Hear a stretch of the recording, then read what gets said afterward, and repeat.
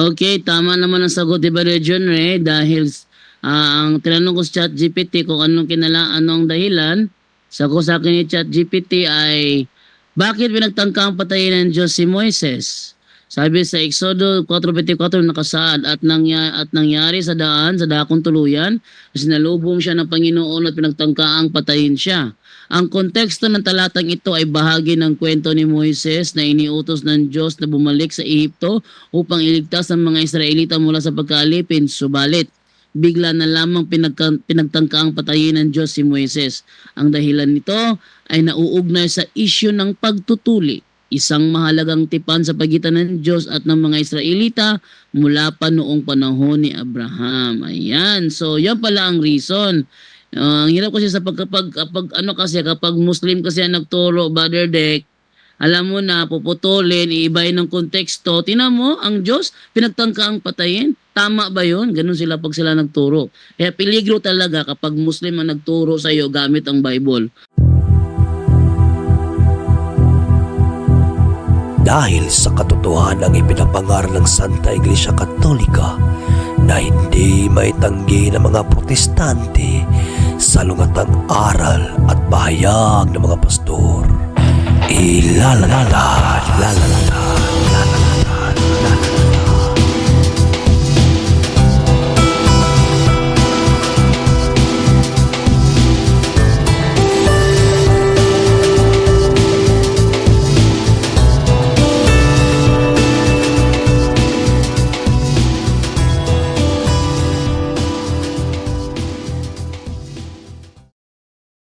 Car back, sauce in hand.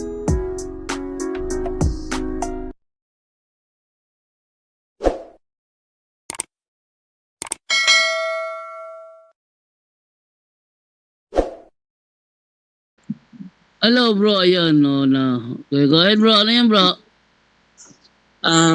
Pwede po pa yung 4:24 ng Exodus po. 24 na Exodus, yung panganay si Ismael. Teka Hindi lang po nga. yung 4:24. Tama po. Okay. Exodo 4:24.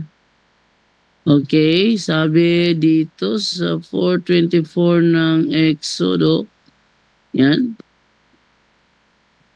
Nang naglalakbay na sina Moises at ang kanyang pamilya, nagpahinga sila sa isang bahay pahingahan.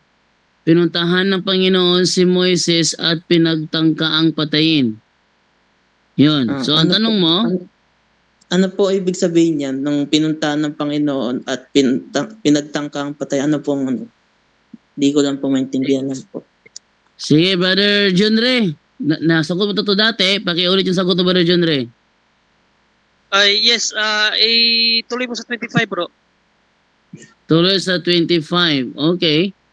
Pero kumuha si Sephora ng matalim na bato at tinuli ang kanyang anak. At ang nakuha niyang balat ay dinikit niya sa paa ni Moises. At sinabi ni Sephora, ikaw ang duguang asawa ko. Ang ibig sabihin ni Sephora ay may kaugnayan sa pagtutuli. Kaya hindi pinatay ng Panginoon si Moises.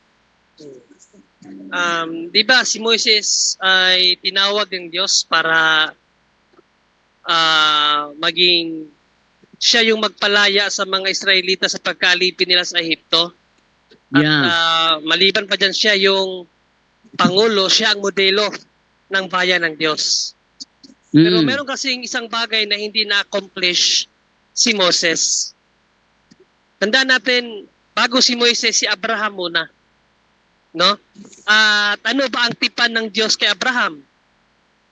Basahin muna natin, Brother Jando, yung Genesis 17:9-11 ba yun? Or 9-13, Brother Jando? Teka, Brother John Ray. Anong talata? Specific talagang talata. Genesis 17. Genesis 17 verse 9, then after the following verse na lang. Okay, sabi ganito.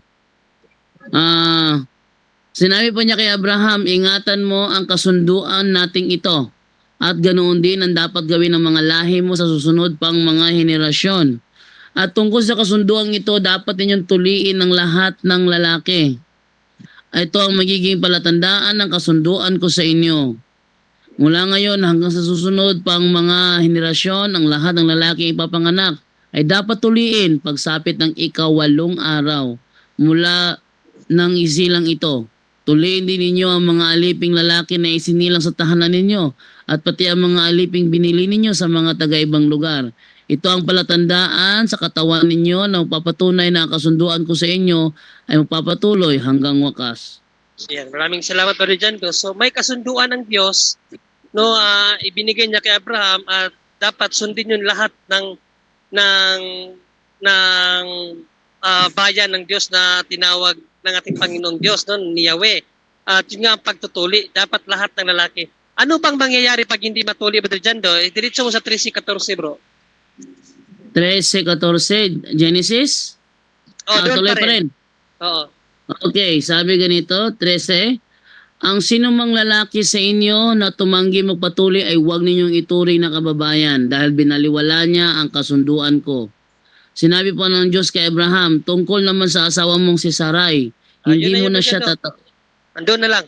Sa 14 no na sa ibang sa ibang salin itatiwalag. Ang hindi matuli ititiwalag. So yun ang magiging parusa kapag hindi matuli ang isang lalaki. Ang nangyari kasi kay Moises, 2 ang kanyang anak. Ang isa sa anak ni Moises hindi natuli. Ang isa sa kanyang anak hindi natuli. Kaya bilang isang pinuno ng bayan na gagawing modelo ng Diyos, tapos isa kang modelo tapos hindi mo sinunod ang utos ng Diyos, walang kabuluhan ang pagtawag sa iyo ng Diyos. Kaya yung nangyari sa Exodo 4:24-25 na muntik siyang patayin ng Diyos dahil yun sa hindi niya nagampanan ang kaniyang tungkulin bilang isang ama sa kanyang mga anak bilang isang Hudiyo na kinakailangang matuli ang isang lalaki ayon sa pamantayan ni Yahweh. At hindi yun uri ng yung muntikang pagkamatay na ibig sabihin nun, dinalaw si Moses ng isang matinding sakit. Basahin mo Brother Jando sa Amplified Bible bro, yung 24 Brother Jando. Amplified Bible? Oo, Exodo 4:24. Anong uri ng paraan ni Yahweh na muntikan niyang patayin si Moises? Okay, sa 4:24 Amplified Bible, nagsabi ganito, now it happened at the lodging place that the Lord met Moses and sought to kill him, making him deathly ill because he had not circumcised one of his sons. Yun ang dahilan. Ito na ang dahilan. Yan Tama. ang dahilan. Dahil hindi niya natuli ang kaniyang isa sa mga anak, yun ang naging parusa ng Diyos sa kanya. Binigyan siya ng matinding sakit. Ang nahalos ikamatay na niya. At dahil ang kanyang asawa si Deborah, alam niya ang batas na yan kasi si Deborah, ang ama niya si Jethro, di ba? Kung babasahin mo ang Jethro. Jethro. Si Jethro ay anak niya Abraham yan. Si Abraham, nang mamatay si Sarai, nakapangasawa pa siya ng 4 o 5 babae yata. Ang isa Midian. Napangasawa ni Abraham Midian. Si Jethro anak ng Midian woman. Kaya ang pangako ni God na ang mga lahi ni Abraham ay kanya magiging bayan. Kaya si Sarai ay si Jethro alam niya ang utos na iyan dahil ang kanyang ama ay isang pari na si Jethro na lahi din ni Abraham. Kaya alam nila ano ang utos patungkol sa pagtutuli. Kaya nung nakita niya si Moses na marapit na mamatay dahil sa sakit, siya na ang tumuli sa kanyang anak at ipinahid sa balat ni Moises para matanggal yung sumpa. So yun natin sagot ba dyan do?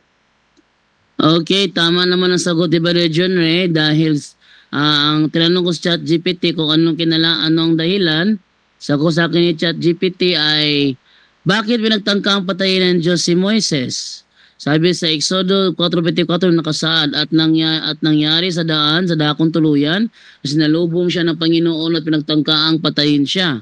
Ang konteksto ng talatang ito ay bahagi ng kwento ni Moises na iniutos ng Diyos na bumalik sa Ehipto upang iligtas ang mga Israelita mula sa pagkaalipin. Subalit, bigla na lamang pinagtangkaang patayin ng Diyos si Moises.